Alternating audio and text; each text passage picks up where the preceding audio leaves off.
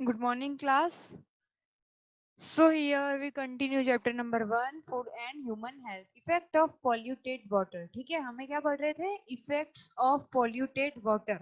हमने polluted water के effect पढ़ने हैं और हम लास्ट क्लास में पढ़ चुके हैं प्रॉपर्टीज ऑफ वाटर.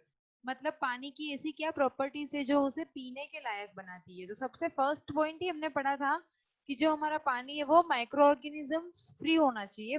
मतलब उसके अंदर कोई भी माइक्रो ऑर्गेनिजम्स नहीं होने चाहिए. और पानी पॉल्यूटेड कब होगा? जब उसके अंदर माइक्रो ऑर्गेनिजम्स होंगे. तो तो देखो, water is useful for us but consumption और utilization of polluted water can harm. मतलब पानी हमारे लिए यूजफुल है, लेकिन कंजप्शन या फिर यूटिलाइजेशन ऑफ पॉल्यूटेड वाटर, मतलब पॉल्यूटेड वाटर अगर हम कंज्यूम करते हैं, अगर हम लेते हैं या फिर उसे हम यूज करते हैं, तो वो हमारे लिए क्या हो सकता है?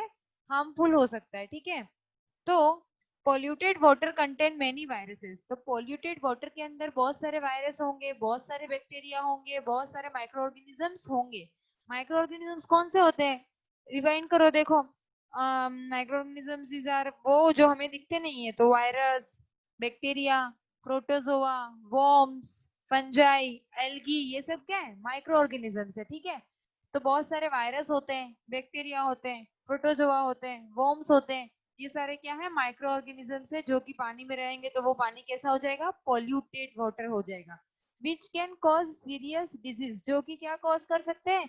जो किसका कारण बन सकते हैं? कुछ सीरियस बीमारियों का, कुछ सीरियस डिजीज का कारण बन सकते हैं. जैसे कि देखो, कोरेला. देखो, कॉलेरा, जॉन्डिस, टाइफाइड, ये सारी बीमारियां है. ठीक है. जॉन्डिस मतलब पीलिया, है ना. टाइफाइड में भी है ना. टाइफाइड तो पता ही है सबको, कैसे तेज बुखार वगैरह आता है. और कोलेरा, ये सारी बीमारियां जो हैं, लाइक डिजीज, मतलब cholera, jaundice, typhoid like disease occur due to bacteria of polluted water. मतलब पोल्यूटेड वाटर के बैक्टीरिया के कारण होती है ये डिजीज. तो आपसे अगर पूछे बैक्टीरियल डिजीज कौन सी, तो आप किस किस का नाम लोगे? मतलब वो डिजीज बताओ जो कि बैक्टीरिया के कारण होती है. बैक्टीरियल डिजीज कौन सी है? बैक्टीरियल डिजीज वो होती है जो किसी बैक्टीरिया के कारण होती है. तो वो कौन सी है? कॉलेरा, जॉन्डिस, टाइफाइड, ये सारी डिजीज कौन सी डिजीज है? बैक्टीरियल डिजीज है. ठीक है. कैसी डिजीज है?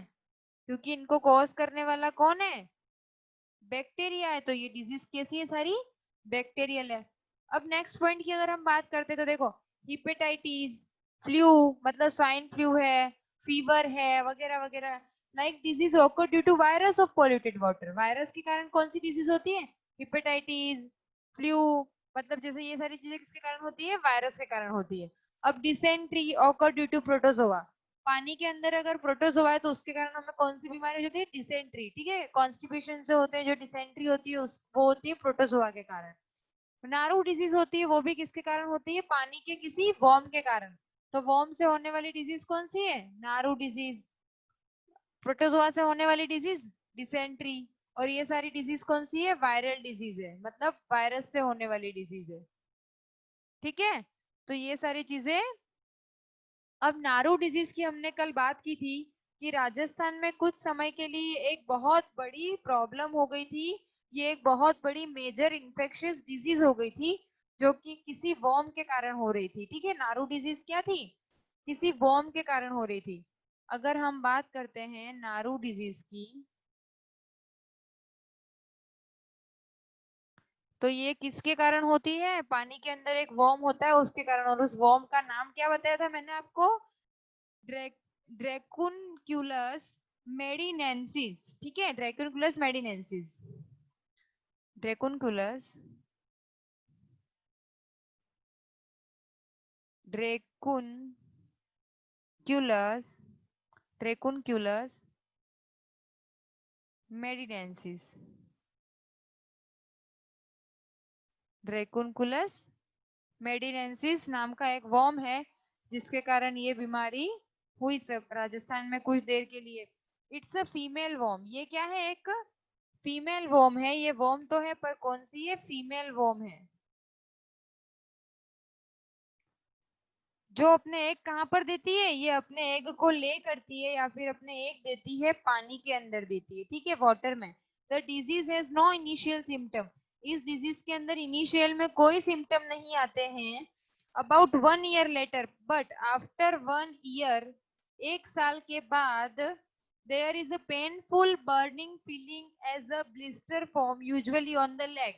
फिर हमें 1 साल बाद लेग पर क्या होता है, एक जलन सा दर्द होता है, जलन होती है, दर्द होती है, ऐसा लगता है जैसे कि बहुत जल रहा है हमें, है ना। तो वैसे blister burst as a worm come out of the skin which is very painful.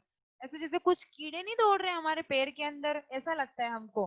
कुछ बड़े बड़े कीड़े दौड़ रहे हैं ऐसे पैर के अंदर, दिखते भी है हमको ऐसे गिठान गिठान जैसे पैरों में, ऐसे ब्लिस्टर बोलते हैं उन कीड़ों को। तो वो ब्लिस्टर फॉर्म बन जाते हैं, वो burning feeling as a blister forms, मतलब ब्लिस्टर बन जाते हैं बॉडी के अंदर, पैरों के अंदर। और as the worm come out of the skin, the blister burst as the worm. और वो जो ब्लिस्टर होते हैं ना, वो ऐसे धागे की तरह, वर्म की तरह बाहर निकलते हैं हमारी स्किन से, है ना। जैसे ब्लैक ब्लैक हो जाता था वहां पर पैरों पे, नीचे तलवों पर ब्लैक ब्लैक हो जाता है, काला काला सा। और जब उसे खोद के ऐसे ऐसे निकालेंगे ना, तो एक धागे जैसा निकलता है, ब्लैक कलर के धागे जैसा बाहर निकलता था, जो कि बहुत ही ज्यादा पेनफुल होता था। तो ये कौन सी डिजीज थी, नारू डिजीज, जो कि इस वर्म के कारण हो रही थी, जो जो भी किससे हो रही थी, पानी से ही हो रही थी ना। ठीक है, तो आपसे पूछ सकते हैं कि पैथोजन बताओ। पैथोजन मतलब डिजीज फैलाने वाला, जिसने नारू डिजीज फैलाई, उसका नाम क्या है, ड्रैकुनकुलस मेडिनेंसिस। ठीक है, ड्रैकुनकुलस मेडिनेंसिस, जो कि एक फीमेल वर्म है। ठीक है, तो आपको समझ में आ गया नारू डिजीज से कैसे फ्री हुए। फिर गवर्नमेंट ने कुछ चीजें ऐसी चालू करी, एक प्रोग्राम चालू किए इरिडेक्शन के 2000 के अंदर। It is effort done to prevent नारू डिजीज। ये एफर्ट से नारू डिजीज को प्रिवेंट करने के लिए उन्होंने समाज में और लोगों में अवेयरनेस को स्प्रेड किया।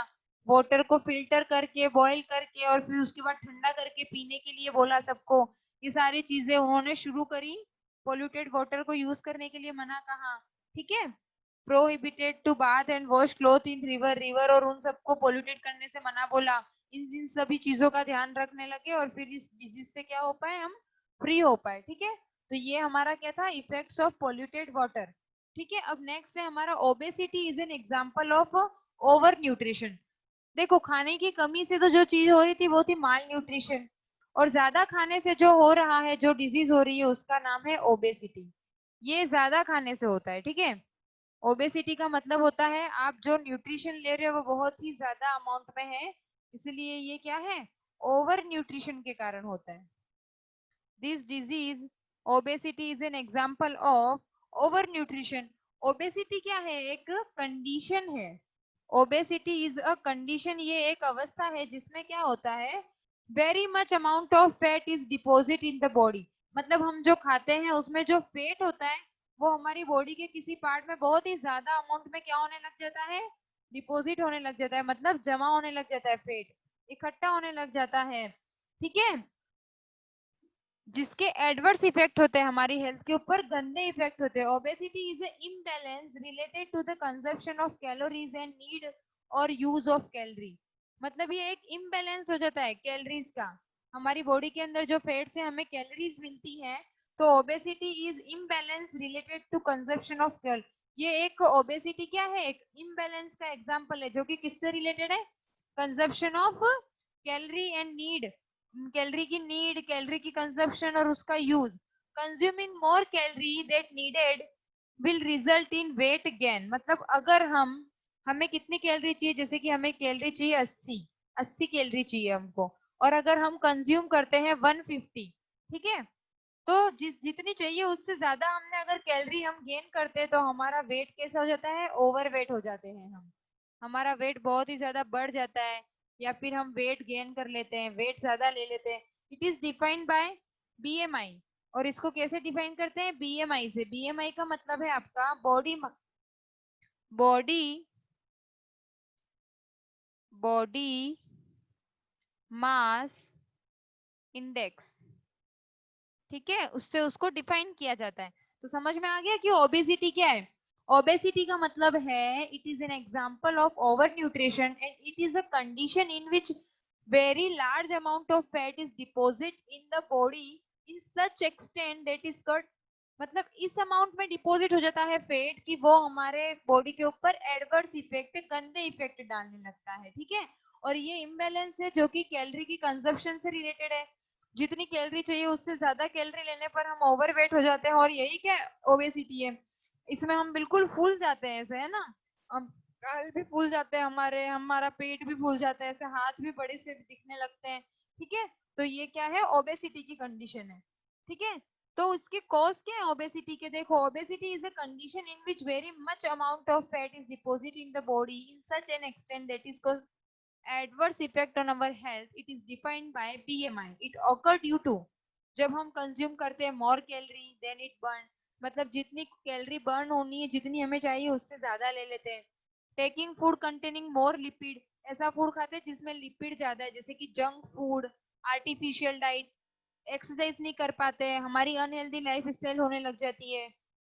फिजियोलॉजिकल प्रोसेस जैसे कि हाइपोथायरॉयडिज्म डिसऑर्डर होने लगते हैं। जेनेटिक कॉज भी है इसका, लोअर मेटाबॉलिज्म, इसके कारण हमें ये क्या होती है, ये बीमारी होती है। ठीक है, अब हम बात करते हैं बीएमआई क्या है। मैंने आपको बताया कि बॉडी मास इंडेक्स, ये है ना, बॉडी मास इंडेक्स क्या करता है, ओबेसिटी को मेजर करता है। ठीक है, ये क्या करता है, बीएमआई इज मेजर ओबेसिटी, मतलब ये नापता है बीएमआई को कि कितना है आपकी बॉडी का बीएमआई।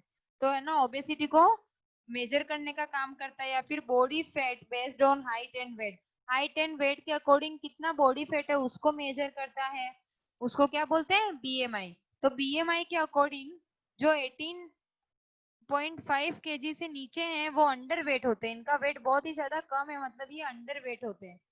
ठीक है, नॉर्मल वेट माना जाता है यहाँ से लेकर 24.9, ये नॉर्मल वेट होता है। और ओवर वेट, ये कैलोरीज है, सॉरी ये सब क्या है, कैलोरीज की बात कर रहे हैं हम। और 25 से लेकर 29.9 है, तो ये हम क्या मानते हैं, ओवर वेट जिसमें। और ओबेसिटी में क्या होता है, ओबेसिटी वाली कंडीशन के अंदर 30 और मोर देन 30 कैलोरीज होने लग जाती है, जो जिसके कारण क्या होने लगती है, ओबेसिटी होने लगती है।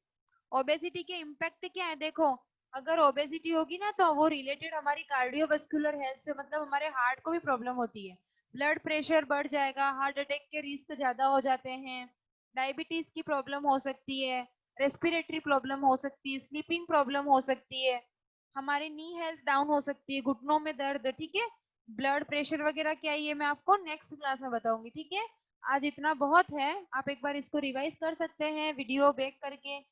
ठीक है, हमने इफेक्ट पढ़े पोल्यूटेड वाटर के, ओबेसिटी पढ़ा आज। ठीक है, थैंक यू, आपको नोट्स भेज दिए जाएंगे, आप इस सारी चीजों को रिवाइज करो, साथ साथ में पढ़ते जाओ और कंटिन्यू करो अपनी पढ़ाई को। ठीक है, अब आपको इस पेंडेमिक में पढ़ना सीखना है, आप ऐसे नहीं बैठ सकते कि है ना ठीक है चलो सब हो रहा है, कोई नहीं पढ़ रहा है, कोई प्रॉब्लम नहीं है, आपको पढ़ना है, इस टाइम को कैसे भी करके प्रोडक्टिव बनाना है। ठीक है, कुछ करना है मतलब, है ना। ठीक है, कंटिन्यू करो बस अपनी पढ़ाई को। ठीक है, थैंक यू क्लास।